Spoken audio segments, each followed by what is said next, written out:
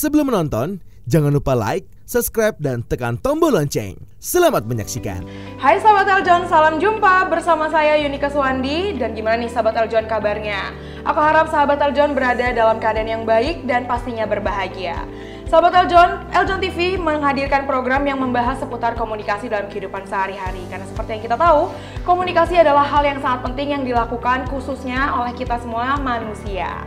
Dan sahabat Eljon, inilah Eltalk, Empowering Life Through Communication.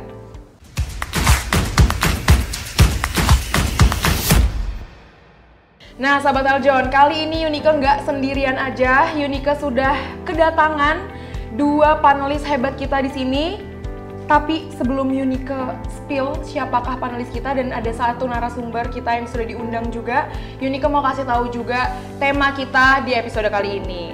Jadi, tema kita pada episode kali ini adalah karakter penarik cuan. Waduh, pasti sahabat Eljon udah penasaran banget karena siapa yang nggak mau cuan, siapa yang nggak tertarik sama cuan. Kalau gitu langsung aja Yunika mau undang dua panelis hebat kita. Adalah Kak Doni De Keizer, seorang speakerpreneur, dan juga Kak Roni Francis, seorang business maximizer. Halo Kak. Halo Yunika. Gimana kabarnya hari Kabar ini? baik, luar biasa. Semangat. Luar biasa, semangat pastinya. Dan Itu yang terpenting, semangat. Dan sahabat Eljon, kita juga sudah kedatangan satu narasumber hebat kita, yaitu Pak Hari Sutanto. Halo Pak Hari, apa kabar? Luar biasa. Luar biasa, semangat juga ya Pak pastinya ya. Pastinya. Oke, kalau gitu langsung aja kita mau membahas sebuah karakter penarik cuan. Kalau gitu aku mau nanya dulu nih, emang ada ya hubungannya tentang karakter dengan cuan? Aku mau nanya ke mungkin Kak Roni dulu. Oke, karena muka-muka cuan di sini ya. Memang antara cuan dan tidak cuan itu berbeda sisi ya. Oh gitu. Oke. Berbeda duduknya ya. Berbeda gaya ya. Terima kasih Yunika.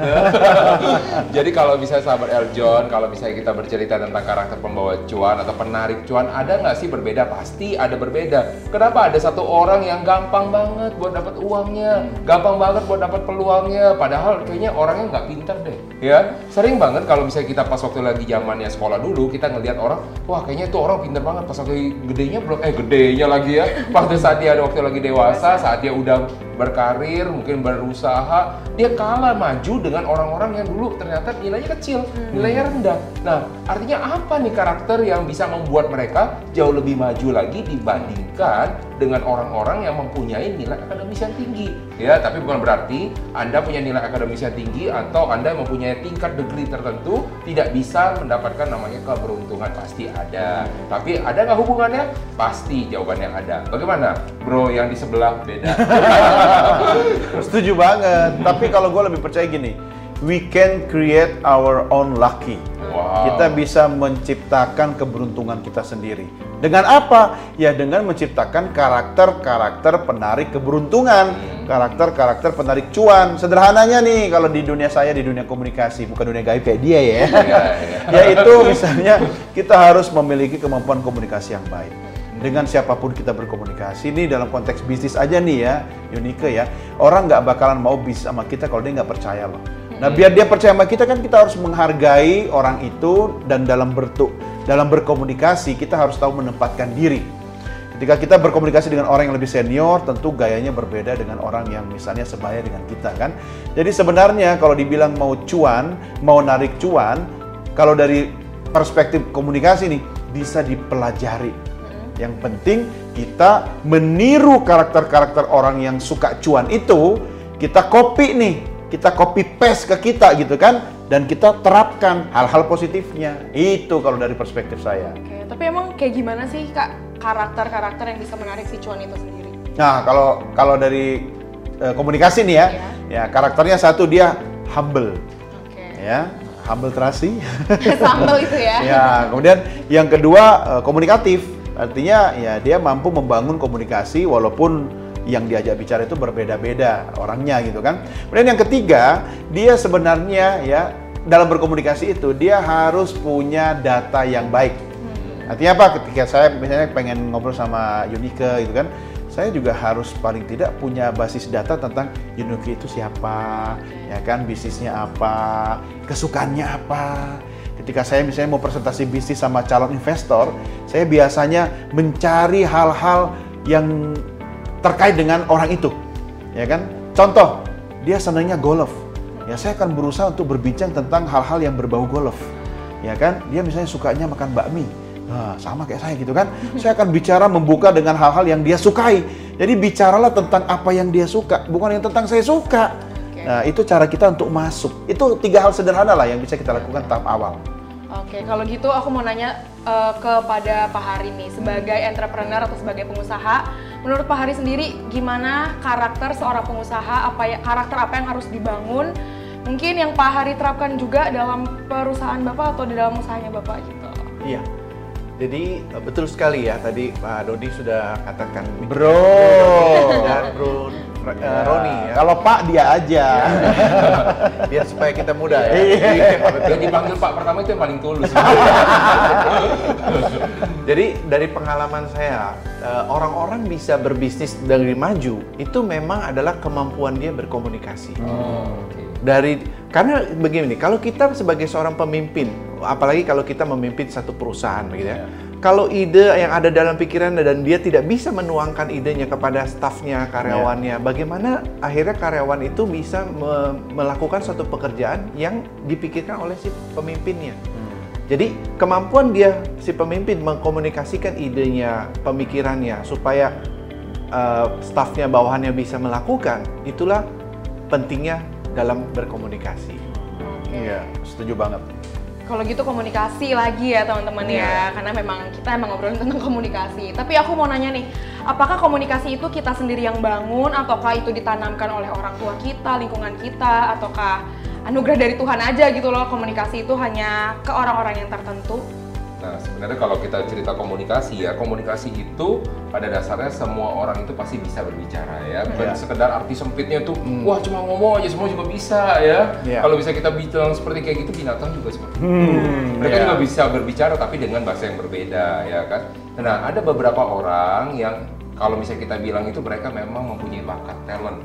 Ya, jadi mereka nggak usah belajar tuh di sekolah komunikasi tapi jago aja. Kenapa setiap kali dia berbicara ya orang langsung kayaknya tertarik sama dia ya. Ada juga orang yang berbicara itu ya terbentuk karena keadaan. Misalkan contoh, dia masuk ke dalam sekolah, di sekolahnya itu presentasi mulu. Mau nggak mau dia belajar loh. Gimana caranya dia bisa presentasi atau di pekerjaan dia seperti itu kan? Yang ketiga, ya mungkin di dalam pekerjaannya dia seorang akuntan yang banyak berhubungan dengan data, dia jadi nggak terlalu banyak berbicara di depan umum. Gimana caranya dia? Dia mencari tempat-tempatnya, sekolah tempat komunikasi ya, dengan sekolah-sekolah yang tentang public speaking atau dan jangan sampai melakukan yang keempat ini ya, dan dibilang ya, ini jangan sampai ya bro ya, yang keempat itu mencari ya bagaimana ada ditanemin sesuatu supaya dia bisa lebih mudah berbicara gitu loh. Jadi tapi anak IT kan bro? Anak IT kan? Jadi maksudnya anak IT-nya bisa loh. Kalau gitu, gimana sih cara kita untuk melatih si karakter itu sendiri? Nah, kalau kita melatih dibilang namanya karakter ya balik lagi ya jam terbang ya, gimana kita bisa melatih terus-menerus ya. Karena pada saat orang itu walaupun dia punya talenta, dia punya bakat, tapi kalau dia nggak mau melakukan terus kayak gimana? Lama-lama juga pasti akan jadi nggak bagus ya kan. Nanti pas waktu lagi di depan kamera lagi atau seperti apa, dia juga akan gemeteran gitu loh. Itu orang yang berbakat loh. Apa bedanya orang berbakat dengan orang yang tidak berbakat? Orang berbakat itu belajar nggak? Belajar. Tapi belajar dengan tempo waktu yang lebih singkat dibandingkan orang yang tidak belajar. Nah, jadi orang-orang yang seperti ini apa karakter apa sih yang kita diperlukan seperti kayak gini? Orang yang mau belajar dulu. Ya kan? Pastinya Bro Hari mengalami seperti itu kan ya Bro Hari ya? Iya. Kalau namanya entrepreneur, dia masa mau segitu-gitu doang aja. Kalau dia udah merasa diri dia pintar, kira-kira bisa jadi entrepreneur sukses nggak sih? Betul. Kalau menilik dari pengalaman saya ya, dulu saya ini bukan orang yang mampu untuk berbicara. Oh, masa sih? Iya. Jadi kalau sekarang orang lihat saya bisa mampu kasih motivasi, berbicara panjang lebar, itu teman-teman dulu tuh bingung gitu. Oh, sampai kita mau bilang ciu. Iya. Ada berapa tahun tuh masa itu bro? Masa itu lama itu. Masa kecil saya tuh artinya gini. Jadi memang tadi Bro Roni katakan betul sekali. Kadang-kadang orang itu nggak bisa menjadi untuk luas berbicara karena masa kecil dia ada masalah. Ketekanan atau mungkin bulian dari orang-orang, kemudian dari orang tua dan lain sebagainya. Itu yang membuat dia akhirnya jadi introvert gitu ya. Sehingga dia nggak bisa untuk mengekspresikan diri. Padahal dia mungkin punya bakat gitu. Tapi karena ada tekanan dan lain sebagainya tadi, membuat dia akhirnya juga tidak bisa mengeksplor diri dia sendiri. Nah, tetapi kalau dia mau terus mau berkembang maju, akhirnya kemampuan itu akan muncul dan lebih cepat. Begitu. Saya mengalami ini masa kecil mungkin sekitar masih sampai SMP gitu. Itu enggak SMP-nya tahun 45, 46. 70-an. Ya 30. SMP di Jakarta, Bro? Di Mana? Jakarta, ya. Waktu di Jakarta. Jadi tinggal bukan dengan orang tua, lalu kemudian juga masa kecil dibully terus begitu kan. Nah, itu pengalaman-pengalaman yang sangat buruk. Dan akhirnya ya itu saya menjadi orang yang minder. Minder, malu, dan nggak berani muncul. Dibully kayak gimana, Bro? Ya, dibully macam-macam lah ya. Dari sekolah. kecil, di sekolah, di lingkungan gitu kan. Itu selalu begitu. Jadi akhirnya membuat saya tuh jadi orang yang minder. Ya, jadi malu gitu, nggak berani kumpul. Akhirnya juga nggak mau berteman begitu. Nah, dari kondisi seperti itulah membuat saya akhirnya menarik gitu. Sehingga jadi orang yang selalu pemurung, pendiam, dan lain sebagainya. Nah, suatu ketika saya berpikir, kok orang-orang enak gitu ya bisa punya kawan banyak dan lain sebagainya. Nah, mulailah saya melibatkan diri kembali. Nah, karena dorongan inilah makanya seseorang tuh menurut saya bisa bertumbuh karakternya, jadi kemudian kemampuannya harus ada dari dorongan dulu dari dalam diri dia. Begitu. Jadi harus punya dorongan ya. Padahal saya suka marah kalau didorong. Itu gerobak, Bro. Itu gerobak, gitu. Iya. Jadi kuncinya dari dalam diri dulu. Harus ya, dari yang dalam men-trigger dulu. ya. Betul. Oke, Tapi keren. kalau emang lingkungannya, apakah lingkungan itu juga menjadi alasan buat kita nggak termotivasi atau nggak terdorong, Pak? Iya, memang bukan satu dasar yang paling ini, tapi banyak perubahan orang hidup karena lingkungan. Contoh Iya. saya kasih berikan begini. Ada orang-orang yang tadinya dalam masa kecil dia seperti itu ya, lingkungan dia tidak, apalagi misalnya orang tua mengatakan begini, kamu nih ya anak yang paling bodoh, lihat kakak kamu, sekolah bisa pinter, juara, kamu nggak pernah sekolah pinter, nilainya nggak pernah bagus. Jadi dia merasa orang tuanya aja bilang dia bodoh. Iya. Jadi dia merasa diri dia, oh iya memang pantas lah orang tua saya juga bilang saya bodoh. Nah, jadi orang berubah juga karena akibat lingkungan sangat besar sekali. Ya, kalau kita lihat sejarah banyak orang-orang maju dalam hidup, justru karena perubahan lingkungan di dalam lingkungan dia lah yang mendorong dia akhirnya maju. Nah, termasuk saya. Dulu waktu saya mau berubah, mungkin nggak saya mau punya bisnis? Nggak mungkin gitu. Karena dari keluarga orang yang miskin, sulit gitu ya. Tapi saya melihat kalau bagaimana supaya saya mau bisa punya bisnis gitu ya. Saya bergaul sama orang-orang pengusaha. Karena dari cara berpikir mereka, akhirnya saya juga ikut berpikir dengan cara mereka jadinya. Milih lingkungannya ya. Lingkungannya. Jadi lingkungan yang tepat itu sangat membantu kita untuk maju sama hidup ini. Ini sama dengan kata-kata loh, Yanike. Artinya ketika kita masuk dalam sebuah komunitas yang orang kata-katanya selalu positif, itu lama-lama akan ketularan kita. Ya, coba hal sederhana aja, kita bisa menilai orang dari mulutnya, kita bisa tahu dia gaul sama siapa. Ya. Contoh nih bro, ada kasus nih di negeri Wakanda sana lah ya, di sebuah sekolah ketika anak sekolah itu pulang, kemudian dia secara tidak sengaja mengucapkan kata-kata kasar. Orang tuanya dengar, ya kan, berasal dari mana gitu kan? Ditelusuri ternyata teman-teman sepergaulannya di sekolah itu ternyata ada yang sering berkata-kata kasar. Nah, diusut lagi dari mana kata-kata itu berasal. Ternyata si anak ini mendengar dari orang tuanya.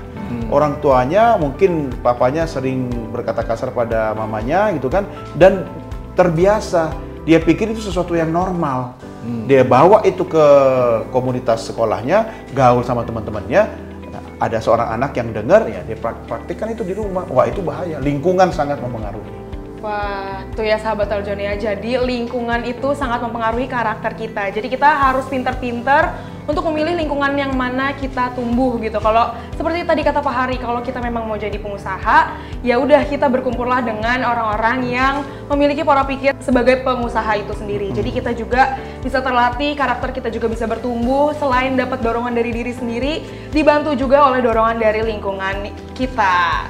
Nah, sahabat Eljon, seru sekali perbincangan kita, tapi sahabat Eljon, kita nanti akan melanjutkan di segmen selanjutnya. Apakah perbincangan ini akan semakin panas dan pastinya semakin seru untuk disaksikan.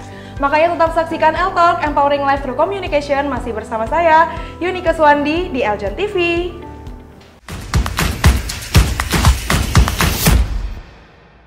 Hai, saya Putri Anggreni, perwakilan dari DKI Jakarta 2. Jangan lupa like, comment, and subscribe. Terima kasih.